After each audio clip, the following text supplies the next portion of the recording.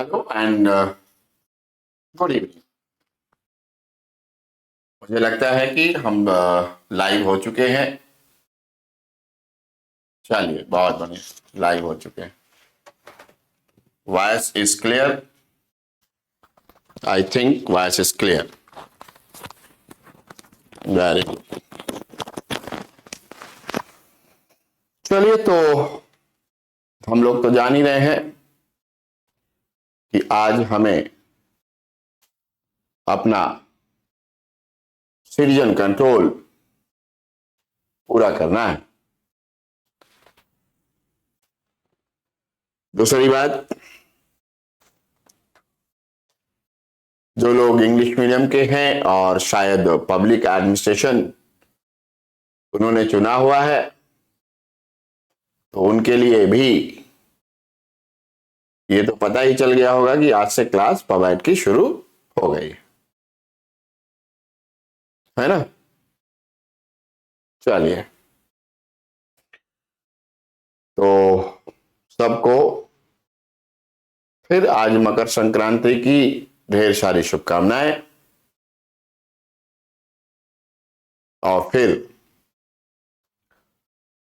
इन शुभकामनाओं के साथ तबीयत थोड़ा लंबा खराब रहेगा, ये टाइम लेगा, क्योंकि निमोनिया,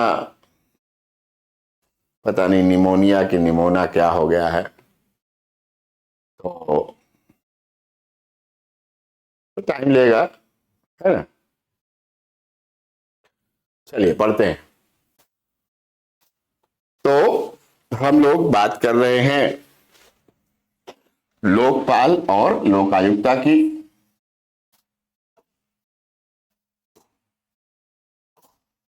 लोकपाल और लोकायुक्त,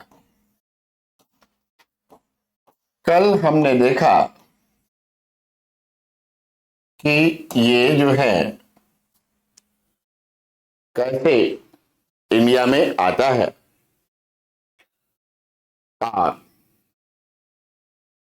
बहुत डिटेल में तो नहीं पढ़ा इनका इंडिया में आना। हाँ, तो इसलिए अब चलें, आगे पढ़ लें। ठीक,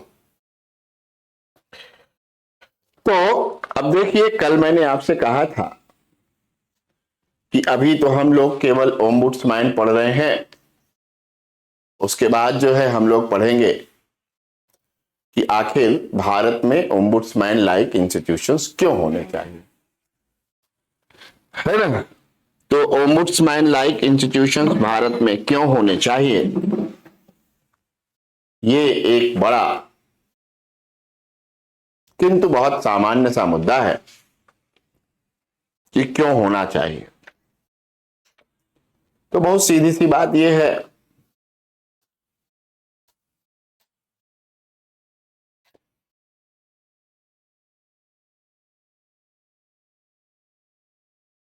हाँ, साउंड लेट से आता है सर। साउंड लेट से आता है, लेट तो नहीं गया साउंड। साउंड लेट तो नहीं गया है, लेट गया हो तो कोई बात नहीं है, बाकी आने दो। लेट से आ रहा है तो कोई बात नहीं, माइक वाइक का कोई प्रॉब्लम नहीं है। जो भी प्रॉब्लम है वो आपका प्रॉब्लम है, आप अपना प्रॉब्लम को ठीक करिए। माइक का आवाज वीडियो के साथ मैच नहीं हो रहा है। अच्छा अच्छा, कोई बात नहीं, हो जाएगा मैच। बाकी ये टीम देख रही होगी आपका मैसेज, तो अभी ठीक कराएगी अगर ऐसा कुछ होगा तो।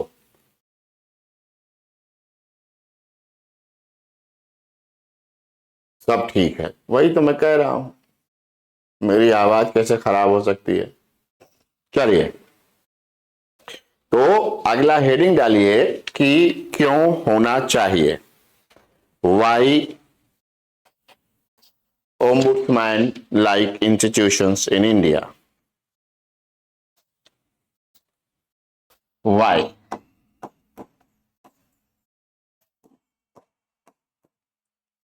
भारत में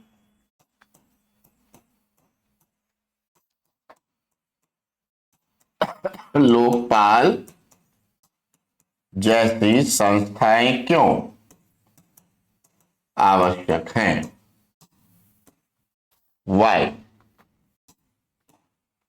तो इसका मतलब हुआ कि हम लोग वास्तव में बात करने जा रहे हैं कि हम लोग बात करने जा रहे हैं कि इसका रेलिवेंस क्या है, इसकी प्रासंगिकता क्या है, इसका महत्व क्या है, क्यों होना चाहिए।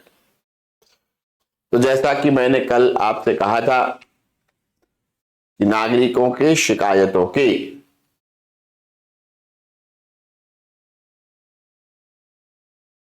समाधान के लिए मिस अग्रवाल, ये मेरी अपनी समस्या नहीं है, बल्कि ये मेरा अपना स्टाइल है। मैं डायलॉग डिलीवरी कुछ इसी प्रकार कर पाता हूं और मैं अब क्या करूं, ऐसे ही है। तो मैं जैसे बोलता हूं वैसा ही मेरा बोलने का तरीका है। अब ये वर्षों में डेवलप होता है। तो एक दो दिन की बात तो नहीं है। चलिए, तो लिख दिया जाए कि ऐसा क्यों होता है, या ऐसा क्यों भारत में लोकपाल जैसी संस्थाएं क्यों। सबसे पहला पॉइंट लिखिए, पॉइंट 1,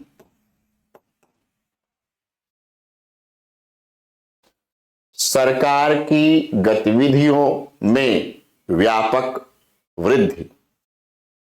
सरकार की गतिविधियों में व्यापक वृद्धि,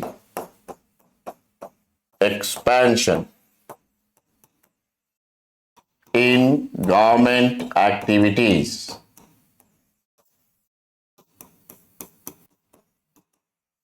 सरकार की गतिविधियों में व्यापक वृद्धि।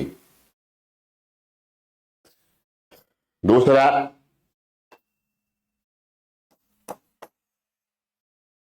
Increase in discretionary power. Increase in discretionary power of public officials, लोक सेवकों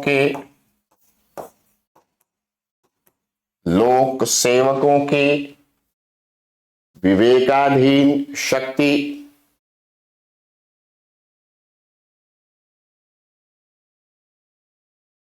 में वृद्धि। विवेकाधीन शक्ति में वृद्धि या भारी वृद्धि। अगला पॉइंट,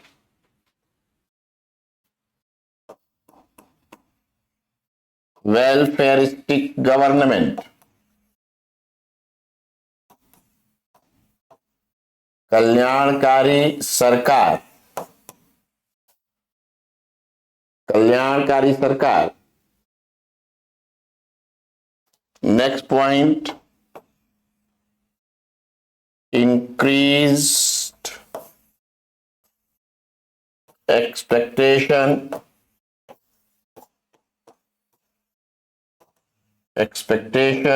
of the citizens, नागरिकों की बहुत अधिक अपेक्षाएं बढ़ना, या नागरिकों की अपेक्षाओं का बहुत अधिक बढ़ना। ठीक, फिर अगला लिखिए, to check the abuse of power. अधिकार के दुरुपयोग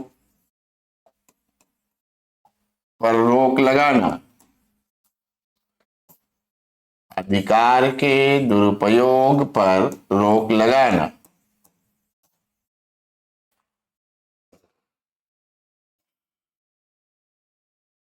फिर लिखिए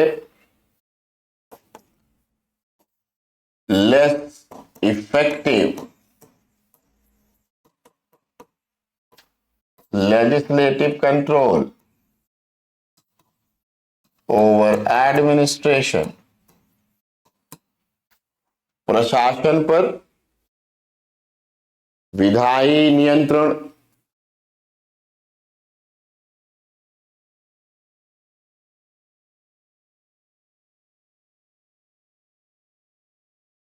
विधायी नियंत्रण का बहुत कम प्रभावी होना।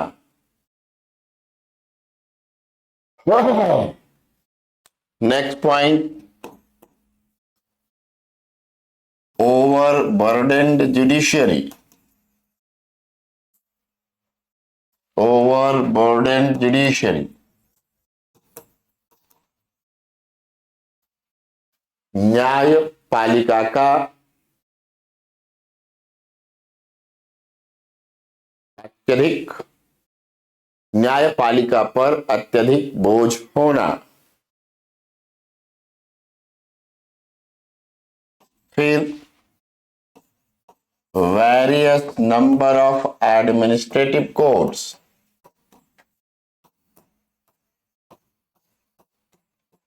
प्रशासनिक न्यायालयों की अनेक संख्या या बड़ी संख्या। फिर इसके बाद है भ्रष्टाचार एवं मैल प्रैक्टिसेस, करप्शन एवं कुप्रथाएं, भ्रष्टाचार एवं कुप्रथाएं।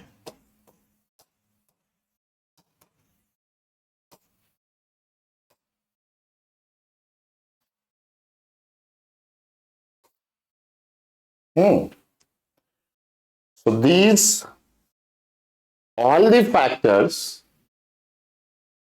made it almost compulsory for the government of India also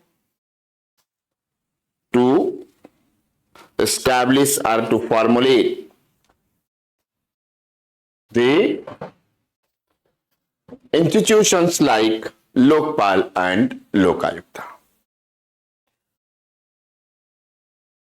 अब जो है यदि ऐसा नहीं करें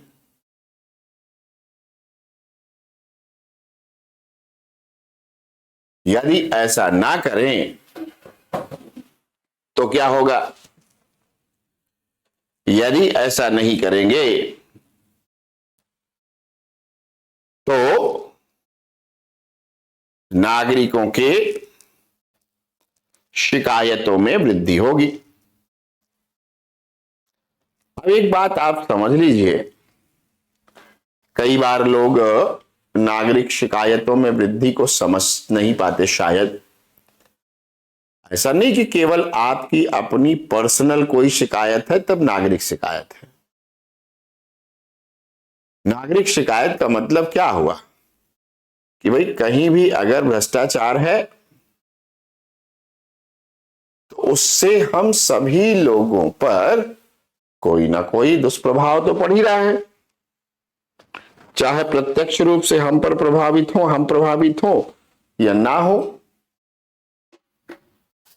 ठीक, तो इसका मतलब यह हुआ कि प्रभाव तो पड़ता है, चाहे डायरेक्टली चाहे इनडायरेक्टली। तो बात वही है कि अगर कोयला घोटाला नहीं हुआ लेकिन कोयले का जो ऑक्शन हुआ वो सस्ता हो गया तो वह भी नागरिक शिकायत है। ठीक है ना, ये ध्यान में रखना। ठीक है, तो इसलिए ऐसे तमाम सारे फैक्टर्स जो यहां पर लिखे गए, इन्होंने इस बात को कंपलसरी बना दिया कि भारत में भी क्या होना चाहिए? तो भारत में भी होना चाहिए लोकपाल और लोकायुक्त। चलिए, अब भारत में इसकी शुरुआत कैसे होती है? ठीक, शुरुआत, द बिगिनिंग।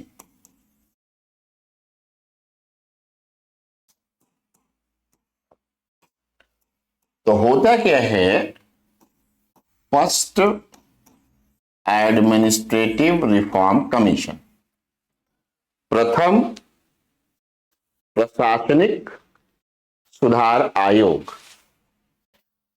ये था मोरारजी देसाई की अध्यक्षता में। मोरारजी देसाई।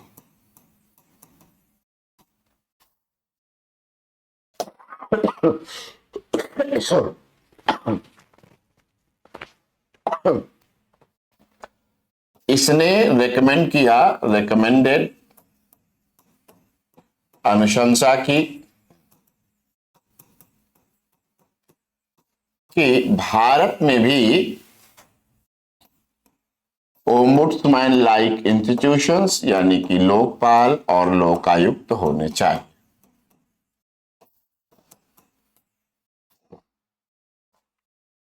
नाइनटीन 1967 में ये घटना हुई। 1967 में ये उनकी जो अंतरिम रिपोर्ट आई उसमें उन्होंने ऐसा कहा। और लोकपाल तो नहीं, लेकिन राज्यों में क्या हुआ, राज्यों में लोकायुक्त का गठन किया जाने लगा या का गठन हुआ। The Lokayukta in states formed, ठीक, formed. The Maharashtra was the first state in this context, 1971, जहां क्या बना, लोकायुक्त बना। फिर इसके बाद followed by Orissa and thereafter several other states. ठीक, लोकपाल नहीं बना, ठीक है, लोकपाल नहीं बना, लोकायुक्ता बना, और लोकायुक्ता विभिन्न राज्यों ने अपने यहां बनाया। ठीक, अब जो है क्या हुआ, ये लोक आयुक्त तो बन गया, उसके बावजूद भी इतनी ज्यादा डिमांड, विरोध, ये सब क्यों हो रहा था, ये जरा सोचने की बात।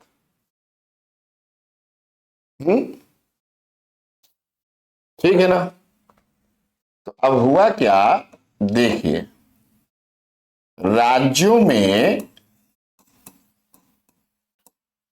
लोकायुक्ता बने तो, लेकिन मोस्टली देवर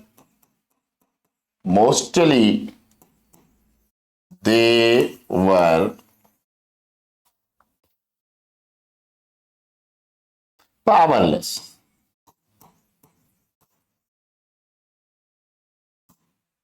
राज्यों में लोकायुक्ता बना तो दिए गए, लेकिन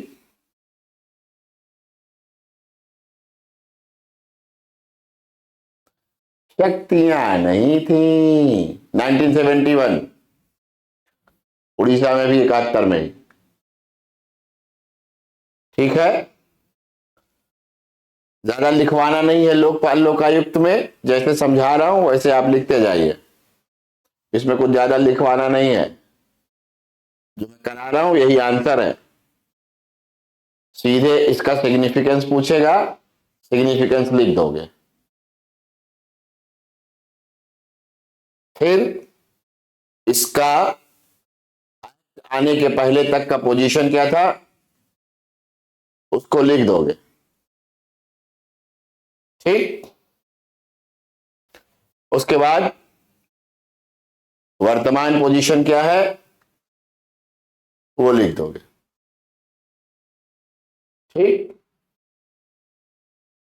है ना, कुछ करना है नहीं। तो मोस्टली देवर पावरलेस, वे ज्यादातर शक्तिहीन थे। अब शक्तिहीन कह देने भर से काम नहीं चलेगा, प्रूव करना पड़ेगा। इसके कुछ एग्जाम्पल दे देंगे। बिहार, बिहार राज्य में क्या हुआ, लोकायुक्त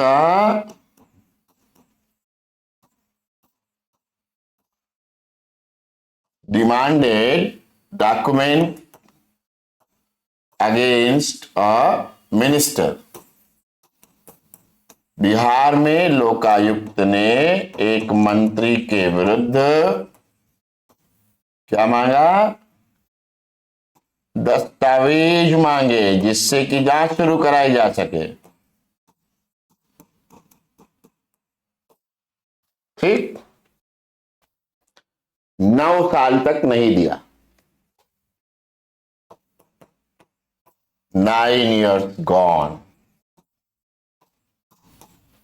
फाइनली 9 साल बीत गए तो अंत में क्या हुआ, लोकायुक्त क्लोज्ड द केस।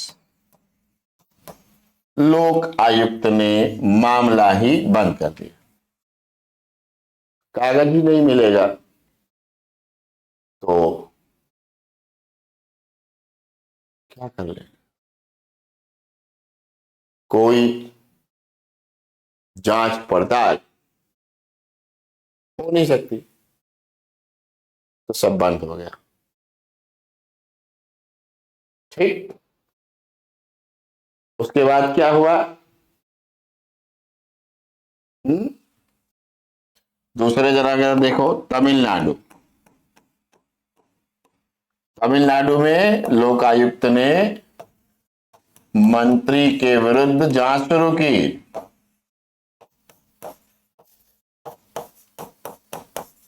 जांच शुरू की, मुख्यमंत्री ने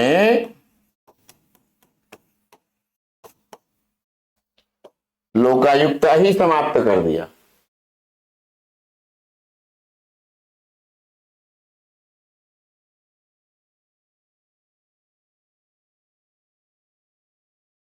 मुख्यमंत्री ने क्या किया, लोकायुक्त के ऑफिस को ही समाप्त कर दिया।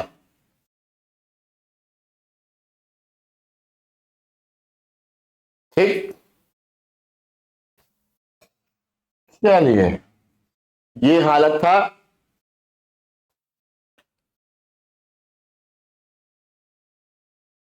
इनके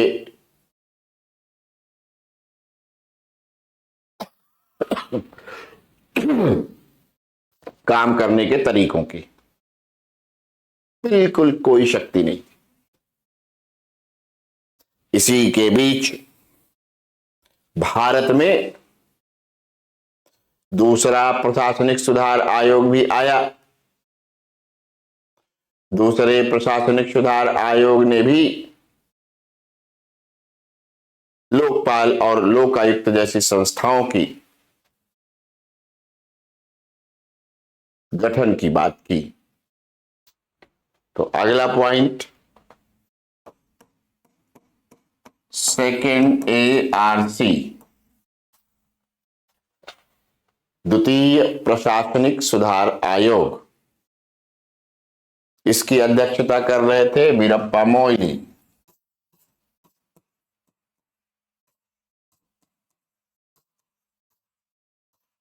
ने भी क्या किया,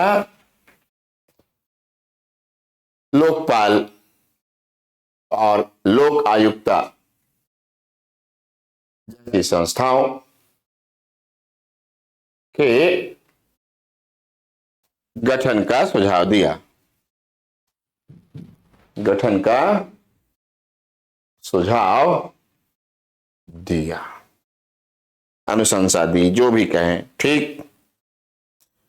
और ऐसे में क्या आता है, फाइनली अन्ना हजारे का आंदोलन भी सरकार के विरुद्ध आता है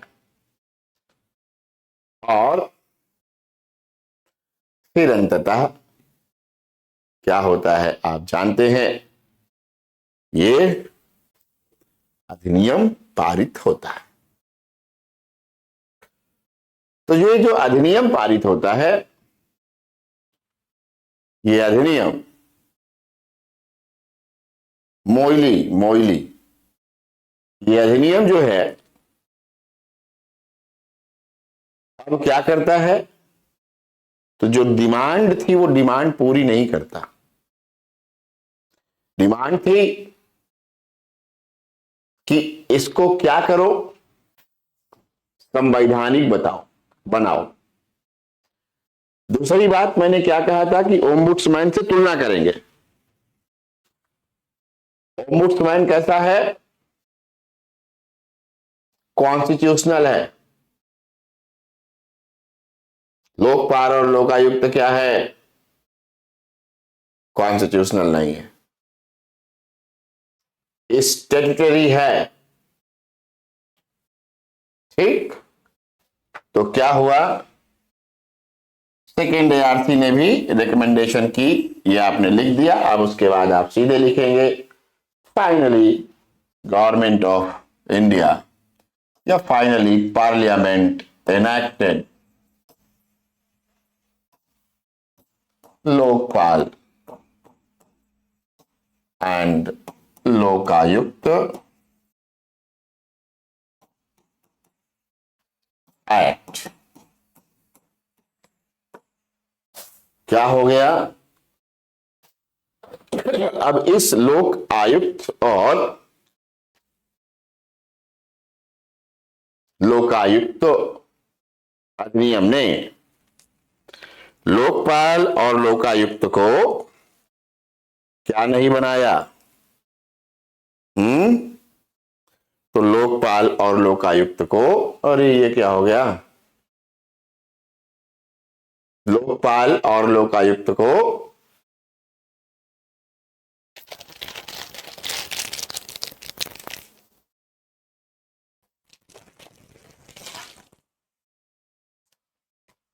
लोकपाल और लोकायुक्त को संवैधानिक दर्जा नहीं दिलाता है, ठीक। कॉन्स्टिट्यूशनल स्टेटस नहीं मिला, है ना।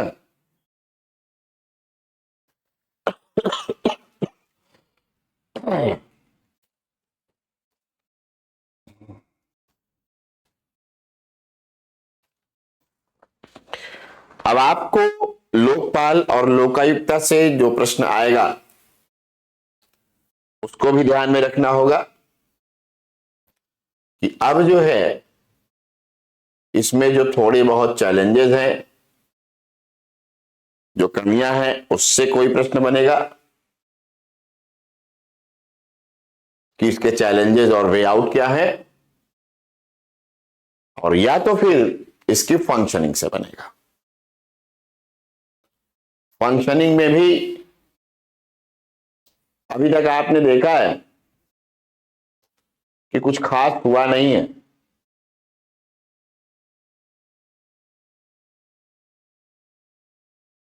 है ना,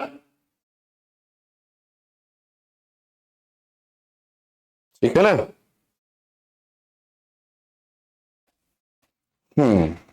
तो चले अब हम इसमें कुछ खास बातें करते हैं।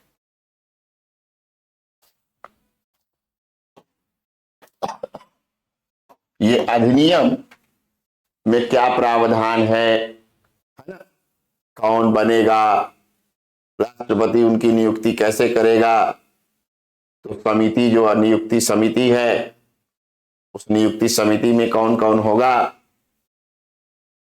ये सारा कहानी आपको खुद से पढ़ना है, ठीक। समझ में आ गई होगी बात। मैं असली मुद्दे पर आ रहा हूं जहां से आपका प्रश्न बनता है। ठीक है, बहुत सही। हम्म वो सब कुछ आपको स्वयं करना है। असली मुद्दे पर मैं आता हूं जहां से प्रश्न बनेगा। तो लिमिटेशंस एंड चैलेंजेस।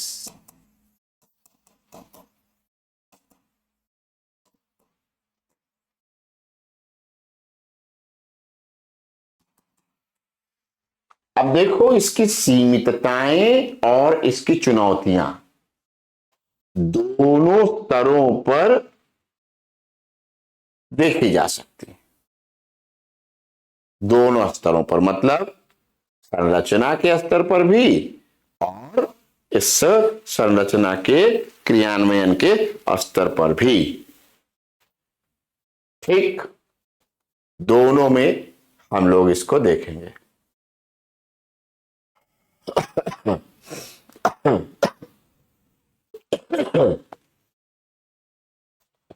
ठीक है ना। सीमाएं एवं चुनौतियां।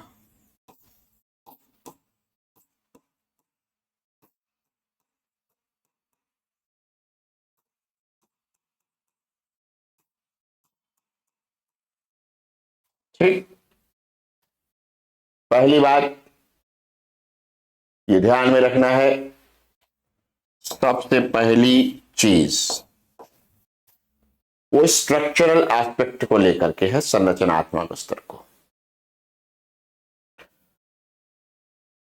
लोकपाल और लोकायुक्त दोनों के संदर्भ में एमिनेंट ज्यूरिस्ट वाला प्रावधान है। एमिनेंट ज्यूरिस्ट,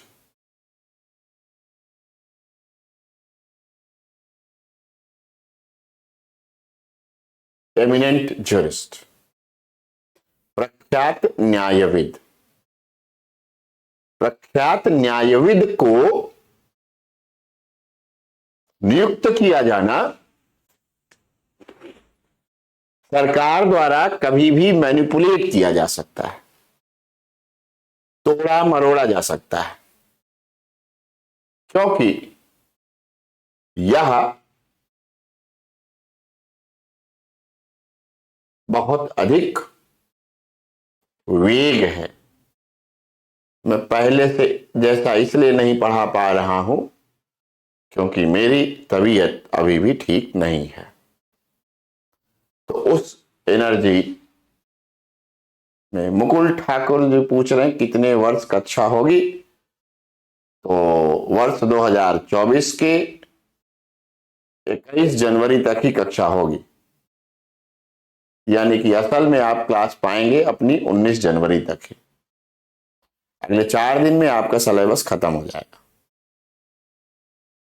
सब लोग ये जान लें कि 22 तारीख को क्लास नहीं लगेगी आपकी।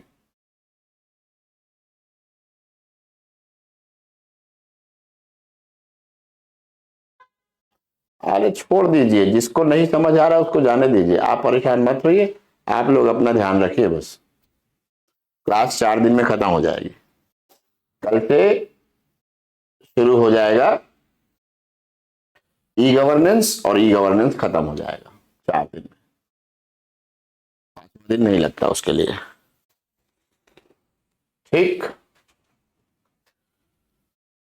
तो मैं ये कह रहा था, पहला पॉइंट आप लिख लें। The provision of eminent jurist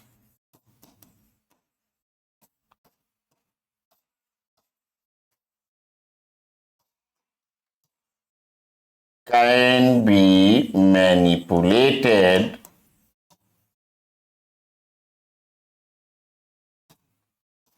by the government.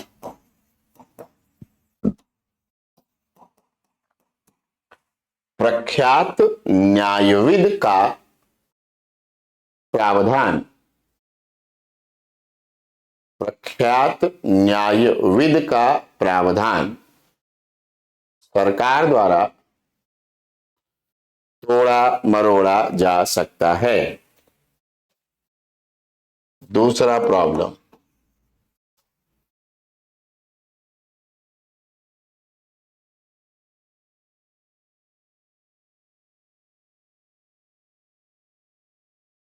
judicial officials are exempted। न्यायिक अधिकारी इसके तहत नहीं लाए गए हैं।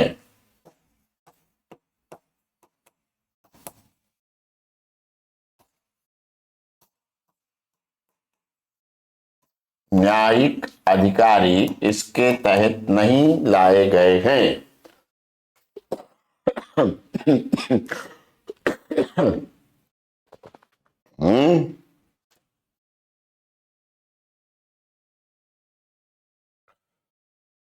ठीक, लिखिए,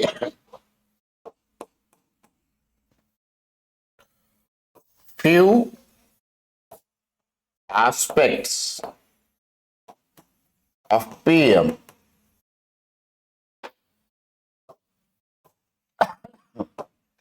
is also exempted।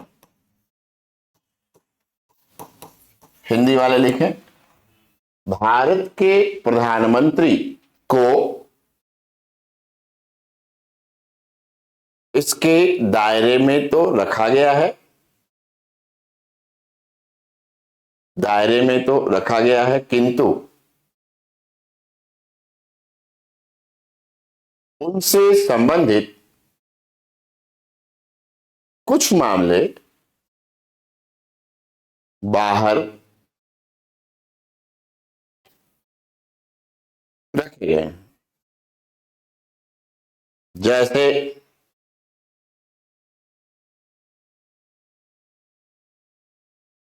अंतरराष्ट्रीय संबंधों, फॉर एग्जाम्पल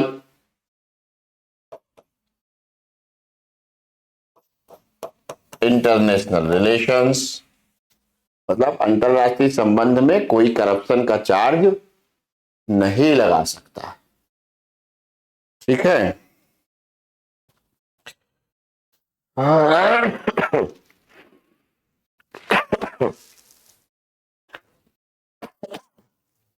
सुरक्षा के मामले में नहीं लगा सकता। सिक्योरिटी, सुरक्षा, लोक व्यवस्था, पब्लिक ऑर्डर,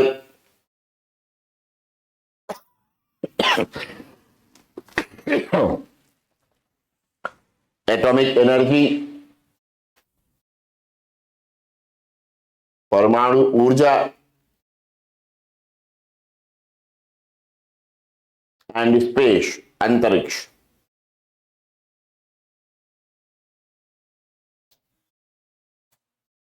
अगला,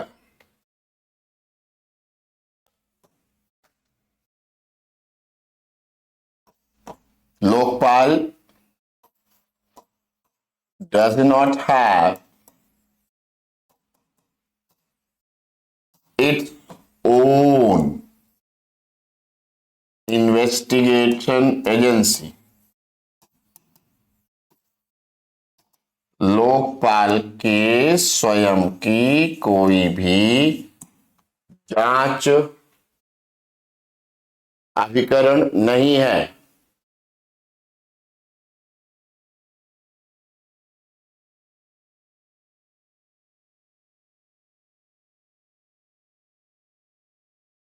ठीक, it depends on CBI.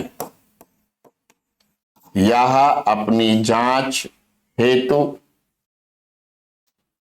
CBI पर निर्भर होती है। सीबीआई, हाँ, प्रधानमंत्री इसके दायरे में, सीबीआई पर निर्भर होती है।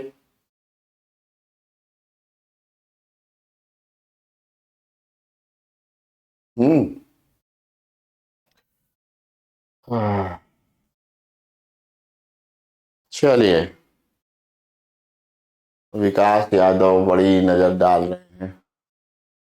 कोई बात नहीं।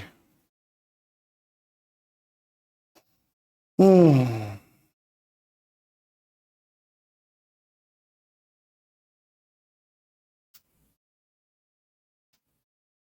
चलिए अगला लिखिए। राजनीतिक इच्छा शक्ति की कमी है। There is lack of political will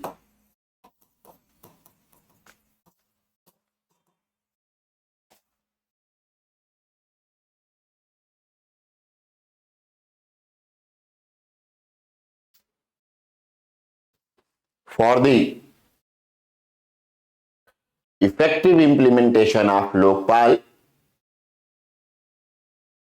effective implementation of lokpal and Lokayukta.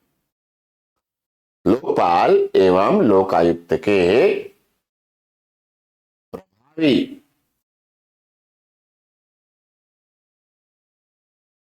कार्यान्वयन हेतु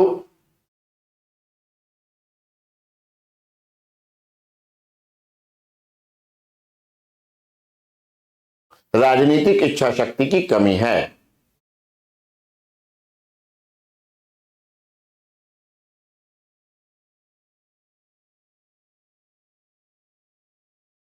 अगला लिखिए। there is the chances of political interference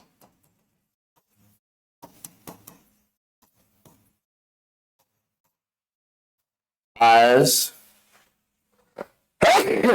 sorry appointment committee is completely political।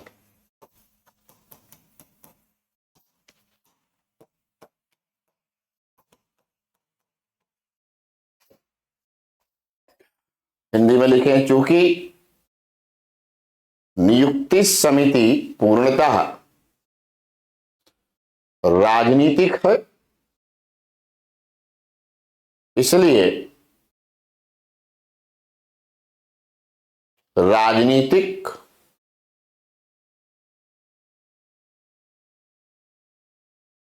प्रभाव पड़ने की पूरी संभावना बनी रहती है। अगला, संवैधानिक स्टेटस ना दिया जाना, does not enjoy constitutional status. संवैधानिक दर्जा ना होना भी इसका एक लिमिटेशन।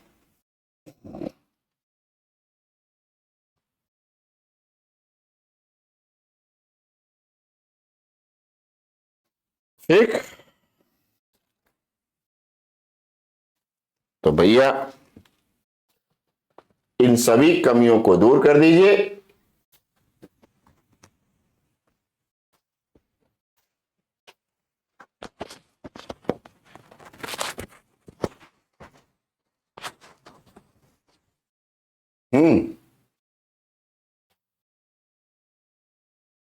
इन सभी कमियों को दूर कर दीजिए, प्रभावी हो जाएगा, काम खत्म हो गया।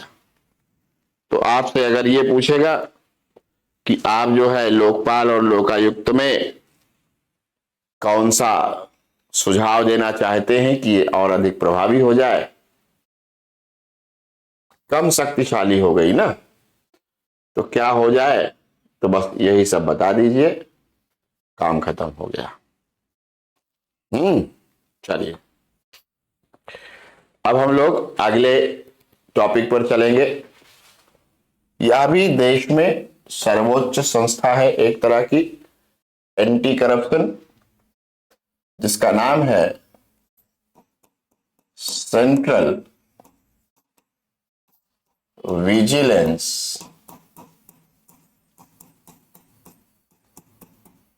कमीशन।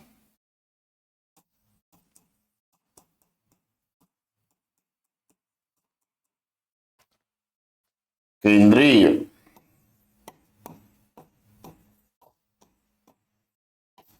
सतर्कता आयोग,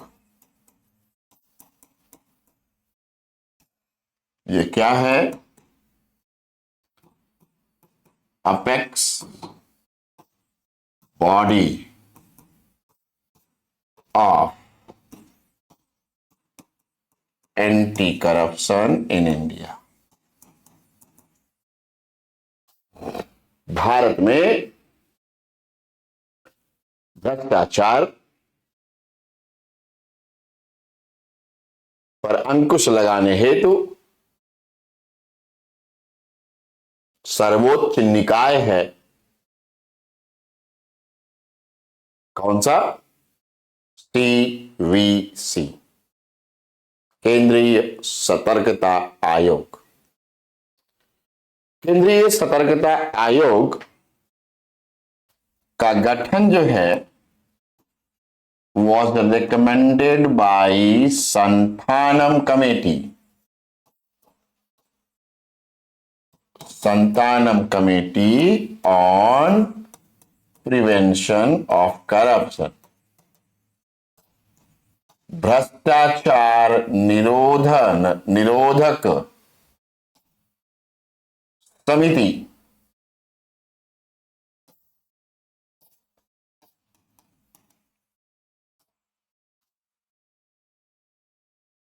पर बनाई गई संथानम समिति द्वारा यह अनुशंसा की गई। कब की गई?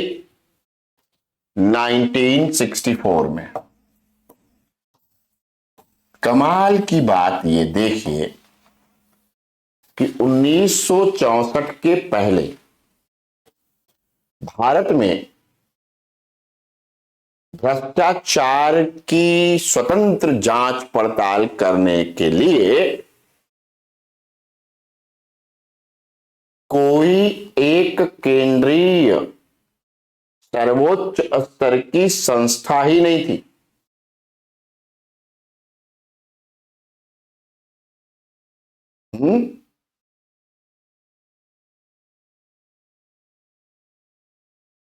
समझ में आई बात? तो इसलिए संथानम ने कहा कि भैया भारत में अगर भ्रष्टाचार रोकना है तो ये जो बड़े लेवल पर हो रहा है, ग्रुप ए के अफसर कर रहे हैं, ग्रुप बी के अफसर कर रहे हैं, और कि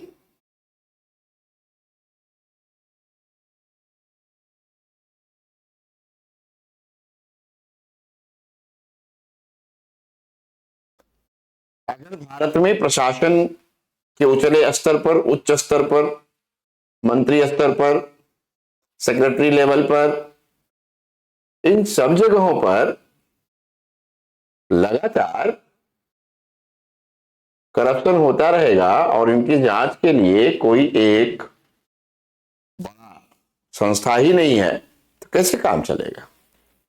और था नहीं। तो 1964 में पहली बार इसकी अनुशंसा हुई और फिर ये शुरू हुआ 1964 में ही बाय द एग्जीक्यूटिव ऑर्डर, और फिर 1964 में ही कार्यकारी आदेश द्वारा इसका गठन किया गया, बाय एन एग्जीक्यूटिव ऑर्डर, मतलब प्रेसिडेंशियल ऑर्डर। ठीक है।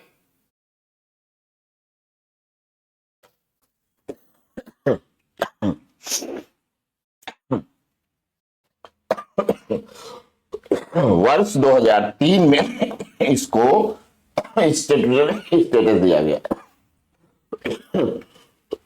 सॉरी।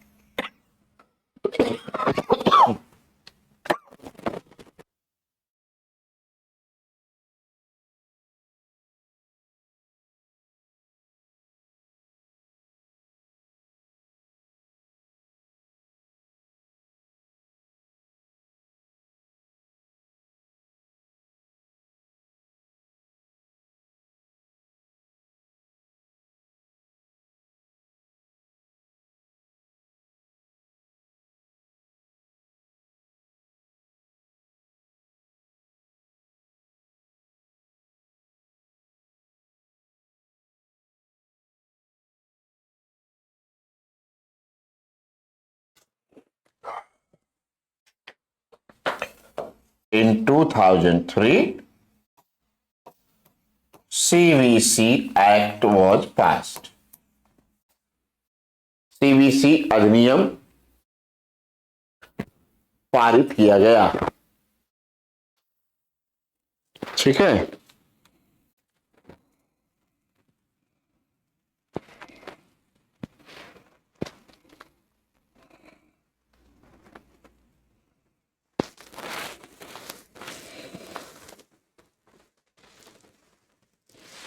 चल तो आज की डेट में इसका स्टेटस कैसा हो गया है?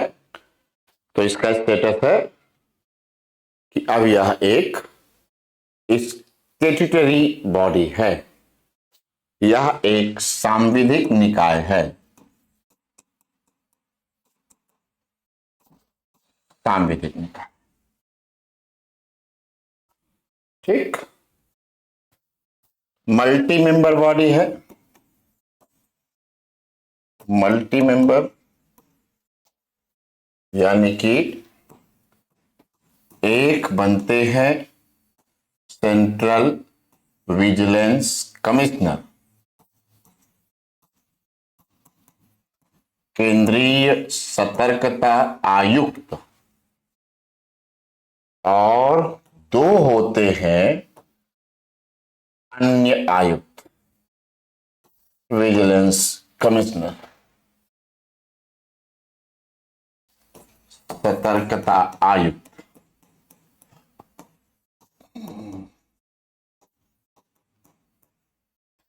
एक मुख्य हो गया है केंद्रीय, और बाकी दो अलग हो गए।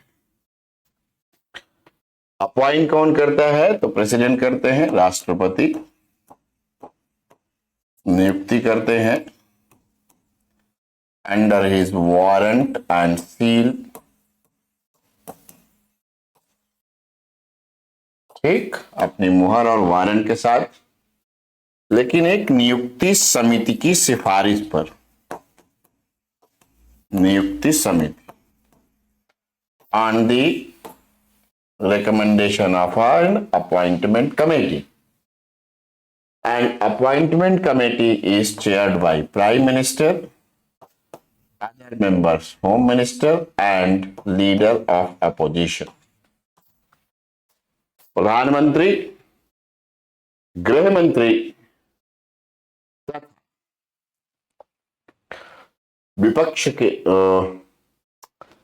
नेता विपक्ष होते हैं। ठीक, जब ये लोग नियुक्त होते हैं तो इनका कार्यकाल होता है, टेन्योर, कार्यकाल 4 years और 65 years of age, जो भी पहले हो, 4 वर्ष अथवा 65 वर्ष। और ध्यान रखना है कि अब दोबारा ये कहीं और किसी जगह नियुक्ति नहीं पाएंगे। चलिए, सीवीसी के संदर्भ में सबसे ज्यादा महत्वपूर्ण चीज जो आपको मैं अब बताने जा रहा हूं, वहां से क्वेश्चन भी आएगा, मेंस में वहीं से क्वेश्चन आएगा। सीवीसी का फंक्शनिंग जो है सबसे ज्यादा इंपॉर्टेंट है। ठीक, अच्छा, 1964 में ही क्या हुआ था? 1964 में ही राज्यों ने भी राज्य स्तर पर सतर्कता बोर्ड वगैरह बनाना शुरू कर दिया था, और वहां भी सतर्कता आयुक्त बनाए गए। ठीक है ना? अब जो है इसकी फंक्शनिंग 2003 के बाद कैसे हुई? तो 2003 के बाद वास्तव में 2003 के बाद ही इसकी फंक्शनिंग में बड़े परिवर्तन। सबसे महत्वपूर्ण परिवर्तन ये आया कि इसे कुछ विशेष अधिकार दिए गए किसके द्वारा? तो एक रेजोल्यूशन के द्वारा। चलिए, फंक्शनिंग अगला heading.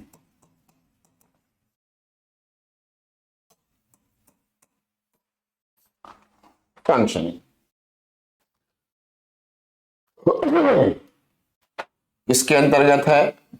Ministry of personal and public grievance, कार्मिक एवं नागरिक शिकायत मंत्रालय। का नाम बहुत लंबा है, हमने छोटा कर लिया अपने काम भर का। कार्मिक एवं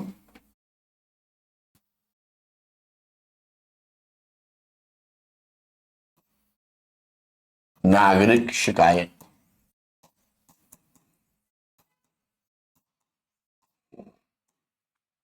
कार्मिक एवं नागरिक शिकायत।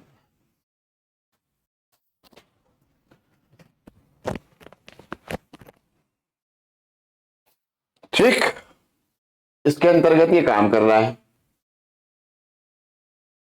लेकिन ध्यान रखना है कि ये एक इंडिपेंडेंट बॉडी है। तथापि यह एक, however it is an independent body, तथापि यह एक स्वतंत्र निकाय है। ठीक, का मतलब हुआ कि कार्यपालिका द्वारा नियंत्रित नहीं होता। तो ये मंत्रालय क्या करेगा? ये मंत्रालय केवल समन्वय करेगा, नियंत्रण नहीं कर सकता इस पे। ठीक, नियंत्रण नहीं कर सकता है, ये याद में रखना है। समन्वय करेगा।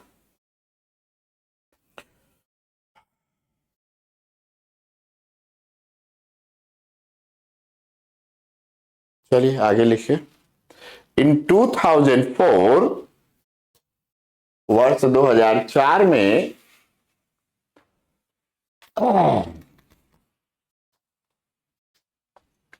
in 2004 the government of India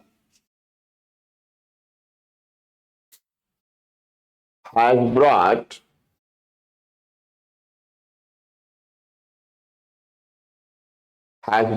a resolution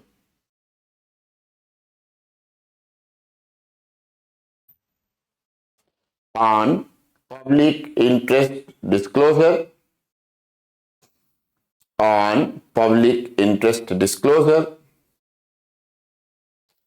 and protection of information.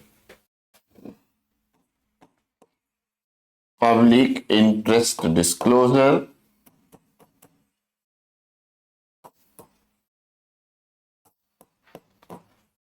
and protection of information। वर्ष 2004 में भारत सरकार ने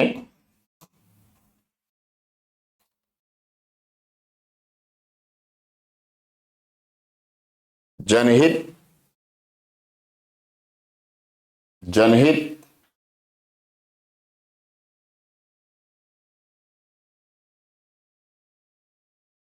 उजागर एवं सूचना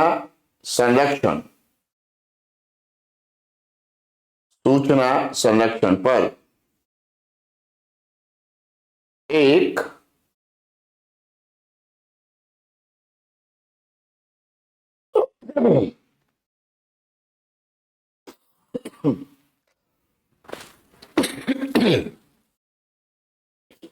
संकल्प पारित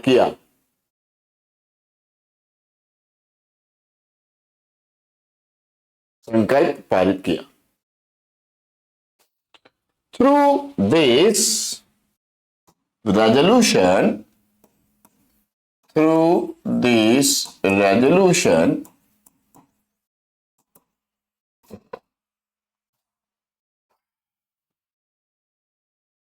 CBC got CVC got the right to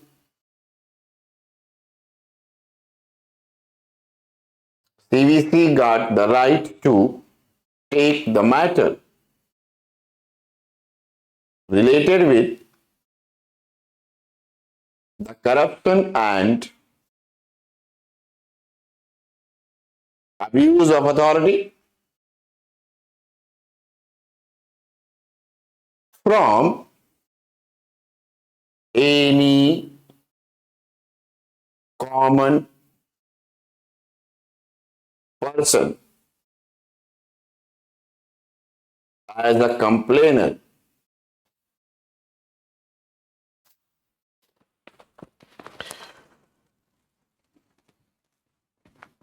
इस प्रस्ताव द्वारा सीवीसी को यह अधिकार दिया गया कि वह किसी भी आम नागरिक से ब्रैकेट में लिखें शिकायतकर्ता से सरकारी भ्रष्टाचार के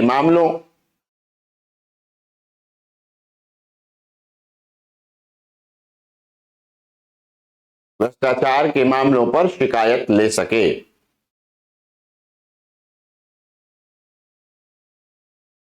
अब जैसे ही ये हुआ, ये धीरे धीरे अपना एक्सपेंशन करने लगी। सीवीसी ने अब शिकायतों को लिए जाने के संदर्भ में थोड़ा विस्तार करना शुरू किया। तो इसने क्या किया, 2010 में एक कार्यक्रम शुरू किया।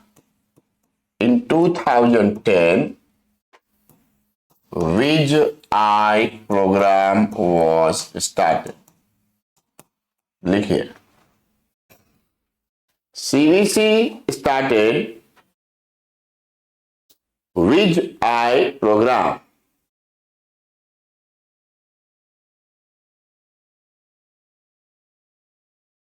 WIJ-I program.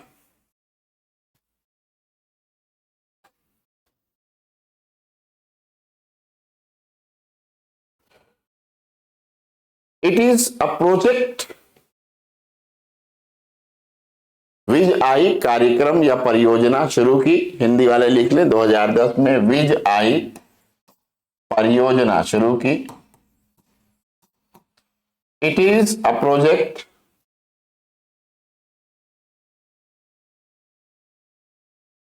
having the objective to ensure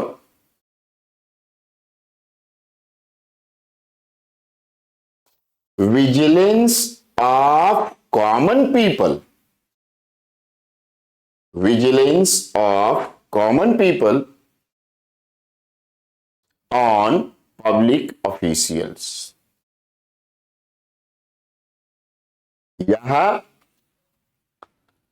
इस परियोजना का उद्देश्य, आगे लिखें, इस परियोजना का उद्देश्य, इस परियोजना का उद्देश्य प्रशासन पर आम नागरिकों द्वारा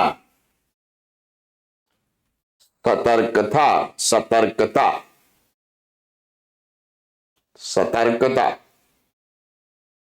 बनाए रखना है। ये पूरा करंट अफेयर से चल रहा है, ठीक। सतर्कता बनाए रखना है।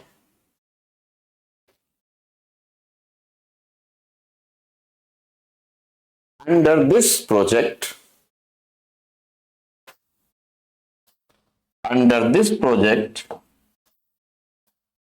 The complainer is called as vig eye.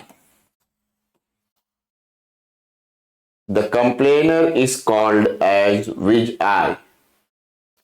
इस परियोजना में शिकायतकर्ता को ही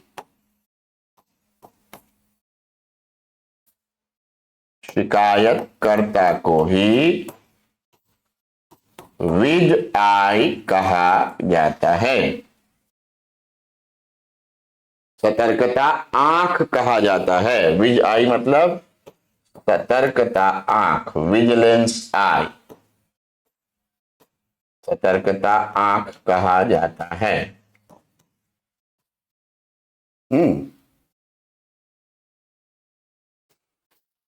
आगे लिखिए। The identity of the complainer, the identity of the complainer is kept confidential, kept confidential। शिकायतकर्ता की पहचान पूर्णतः गुप्त रखी जाती है।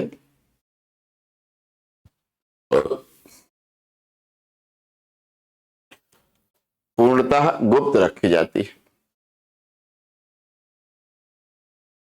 आगे लिखिए। एनी कॉमन मैन, कॉमन है हमारे आप जैसे, आप तो नहीं लेकिन मेरे जैसा, आप लोग तो कॉमन नहीं है, वेरी अनकॉमन पीपल, मैं तो कॉमन आदमी हूं। आप लोग कुछ भी बन सकते हैं, आईएएस बन सकते हैं, ठीक है।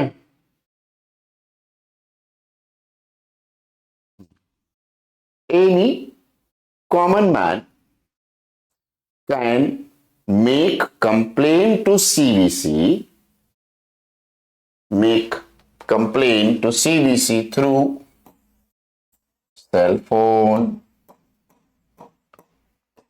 text message,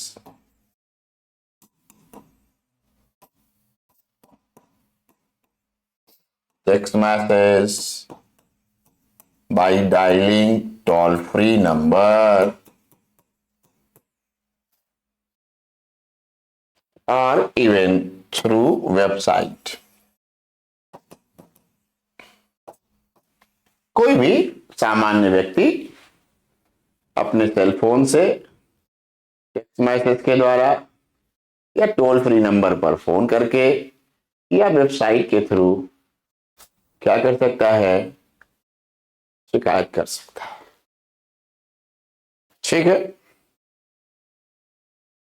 अब उसकी शिकायतकर्ता की पूरी पहचान गुप्त रखी जाती है, या पहले भी लिख चुके हैं, ठीक है ना। चलिए अब जो है जरा इस पर हम लोग बात करते हैं कि इसकी लिमिटेशन क्या है। Limitations and challenges of CVC.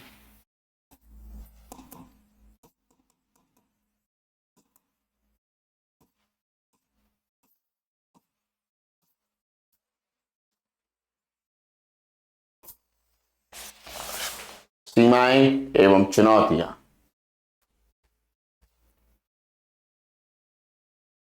सीमाएं एवं चुनौतियां। जिसको प्रोवाइड ऑप्शनल लेना है ना भैया, वो अब ज्यादा आपस में ज्यादा चर्चा ना करे, बल्कि जाके ले ले, ठीक है, क्योंकि आज से मेरी प्रोवाइड की क्लास शुरू हो गई। चलिए पहला पॉइंट लिखिए।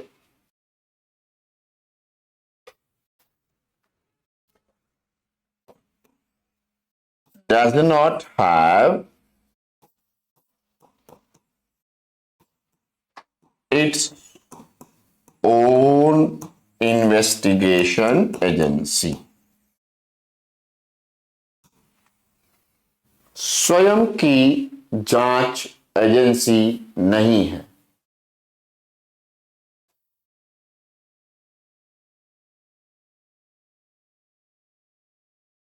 ओके, इसका कोई अपना जांच एजेंसी नहीं है। किस पे निर्भर करती है? तो हम सबको पता है कि डिपेंड करती है सीधे सीधे सीबीआई पर। It depends upon the CBI.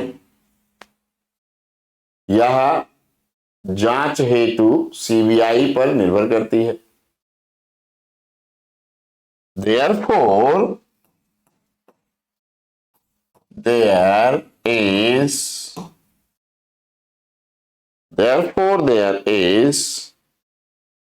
the possibility of external influence. Possibility of external influence. जांच हेतु सीबीआई पर निर्भर रहती है, इसलिए बाहरी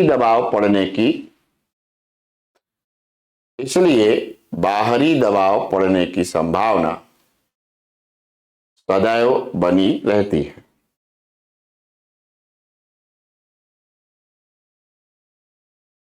ठीक, नेक्स्ट लिखिए। Officials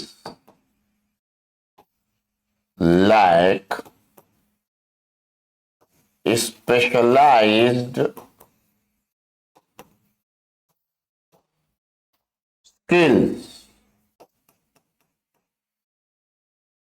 for anti-corruption। अगला पॉइंट लिखे हिंदी में, भ्रष्टाचार पर रोकथाम हेतु आवश्यक विशेषज्ञ कौशल अधिकारियों में नहीं पाया जाता। इसके लिए क्या होना चाहिए? तो क्या रहना चाहिए? ट्रेनिंग। तो there is the need of special training, इसलिए इन्हें विशिष्ट प्रशिक्षण दिया जाना चाहिए।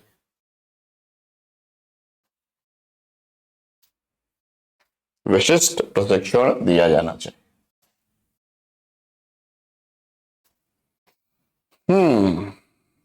अगला,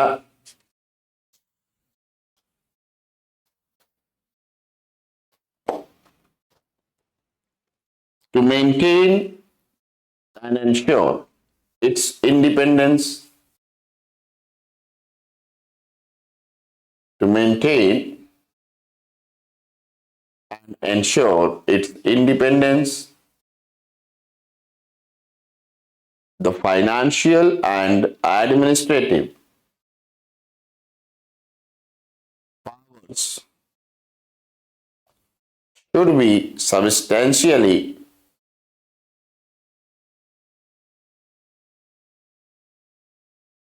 assigned to it।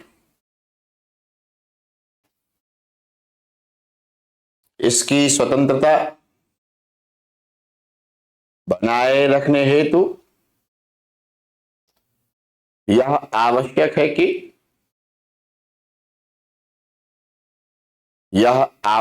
कि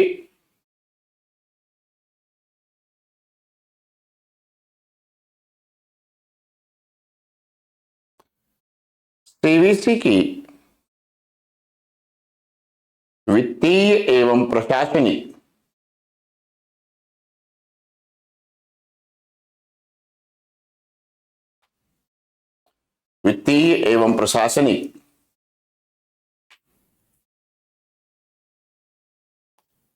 शक्तियां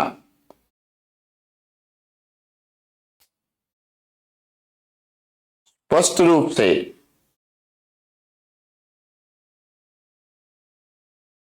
उपलब्ध कराई जाएं। तो देखिए, इसकी सीमाएं, इसकी चुनौतियां भी हो गई और साथ ही साथ जो है इसका क्या वे फॉरवर्ड आप कर सकते हैं। तो आपने कह दिया कि साहब हम इसको अगर चाहते हैं कि बढ़िया से बना रहे ये, तो क्या होना चाहिए, हमें इसको वित्तीय इसकी स्वतंत्रता जो है वो सुनिश्चित रखनी चाहिए और इसका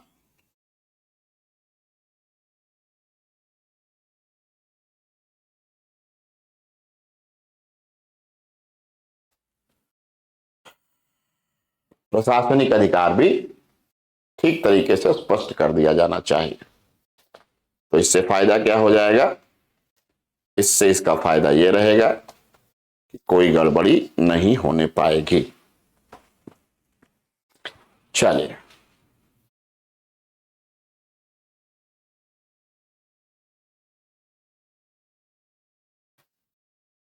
अगला है जो एक छूट रहा है, उसका नाम है सीबीआई,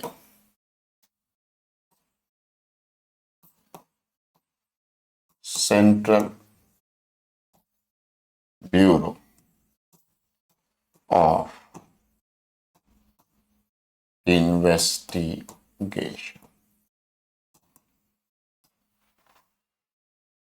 केंद्रीय अन्वेषण ब्यूरो। ठीक,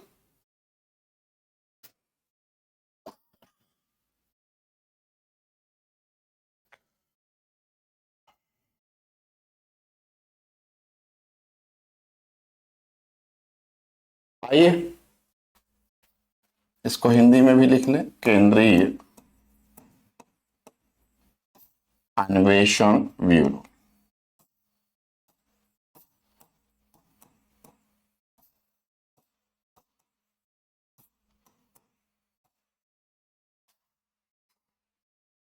ऐसे समझ लीजिए कि ऑलमोस्ट जैसे अमेरिका में एफबीआई है वैसे ही सीबीआई है, यूनियन लेवल पर है, आपके संघ स्तर पर है और पूरे देश में इसको जांच करने का अधिकार, पूरे देश में कहीं भी जांच कर सकती है। लेकिन थोड़ा सा डिफरेंस है, अमेरिका में एफबीआई को जाने के लिए राज्य सरकारों से पूछना नहीं पड़ता, वो सीधे पहुंच जाती है। यहां राज्य सरकारों को डिमांड करना पड़ता है कि सीबीआई जांच हो।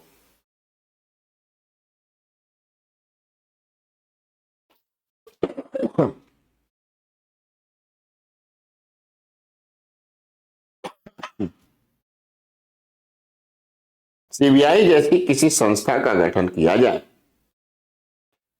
जो उच्च स्तरीय भ्रष्टाचार आदि के मामलों की जांच कर सके, यह अनुशंसा भी संथानम कमेटी ने ही की थी। तो इसके गठन की अनुशंसा भी किसने की, संथानम समिति ने की। तो आपको याद ही है कि 1962 1964 है ना, संथानम कमीशन, सॉरी नहीं कमेटी, नॉट कमीशन।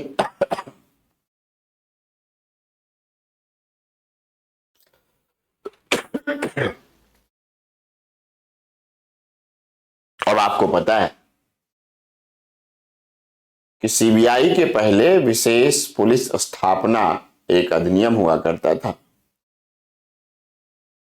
उसके कारण वो सब जो है जांच पड़ताल होती थी। सीबीआई को 1963 में भारत सरकार ने गठित किया।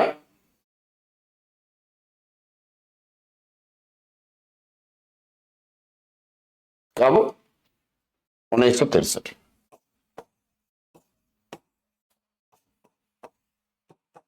कौन से मामले देखती है,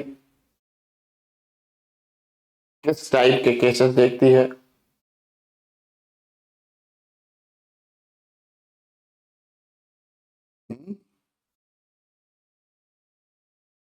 तो पहला मामला होगा करप्शन से संबंधित, एंटी करप्शन।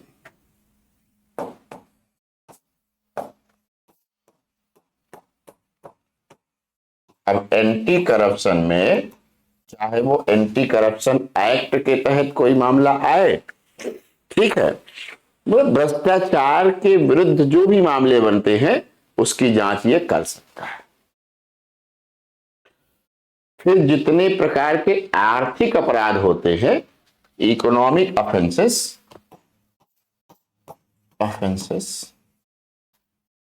भ्रष्टाचार वाले अपराध और फिर आर्थिक अपराध, इकोनॉमिक ऑफेंसेस।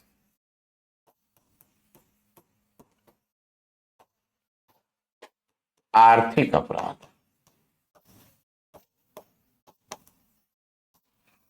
आर्थिक अपराध आप जानते हैं, जितना भी गड़बड़ घोटाला होता है ना, घोटाला वगैरह जो भी होगा उसकी जांच।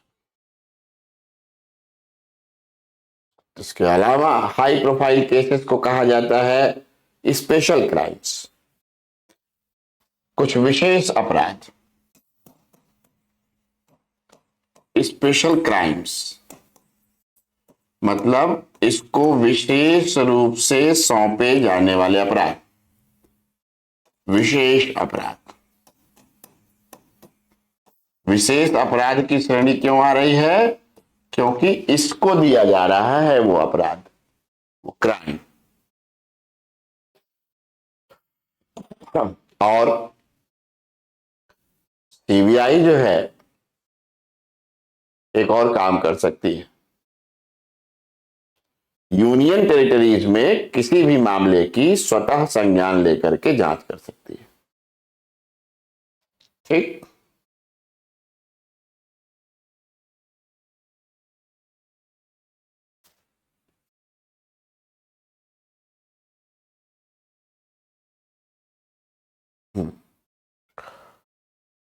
तो ऐसे अपराधों के जांच के लिए जब सीवीसी एक्ट बनाया गया 2003 में, अब ध्यान से सुनना, नहीं जो मैं बोलने जा रहा हूं 99.999% लोगों को यह कभी समझ नहीं आता है और ना उनको पता रहता है, ठीक। तो जो मैं अब बोलने जा रहा हूं उसको ध्यान से सुनना। जब सीवीसी एक्ट बना 2003 में, तो आपने देखा कि सीवीसी के मामलों की जांच के लिए कौन है? सीबीआई है ना। तो उसी में, उसी सीवीसी अधिनियम में सीबीआई के संबंध में भी कुछ प्रावधान किए गए। उनमें से एक सबसे बड़ा प्रावधान है कि सीबीआई का जो डायरेक्टर होगा उसका कार्यकाल कम से कम 2 वर्ष नियत रहेगा।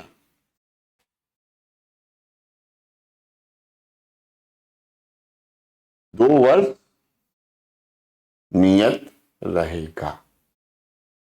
सीबीआई के डायरेक्टर का जो कार्यकाल है किसके तरफ से, कहां से आ रहा है? By CVC act 2003, the tenure of CBI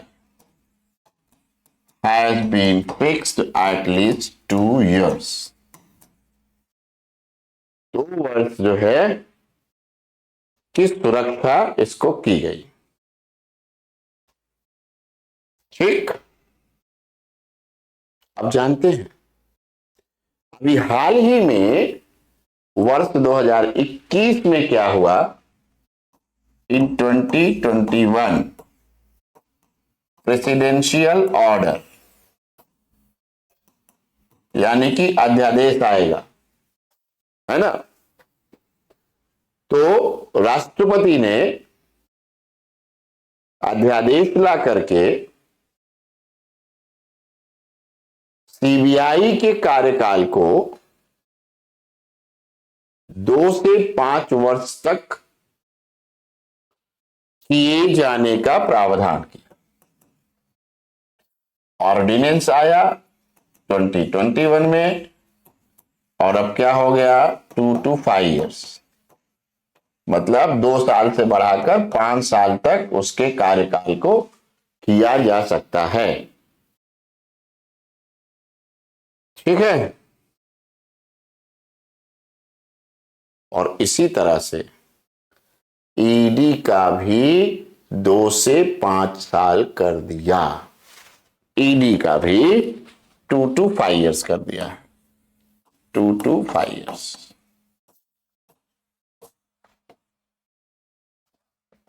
दो से 5 साल। ये कार्यकाल निश्चित करना इसलिए जरूरी रहता है जिससे कि पहली बात कार्यपालिका का यानी कि सरकार का अनावश्यक जो है दबाव डायरेक्टर पर ना बना रहे, वो स्वतंत्र होकर के काम कर सके। उसको पता है कि अब मैं कम से कम 2 साल के लिए तो हूं, है ना, या मैं अगले 5 साल के लिए तो हूं। ठीक। तो इसलिए जो है ये बहुत जरूरी था। ठीक है।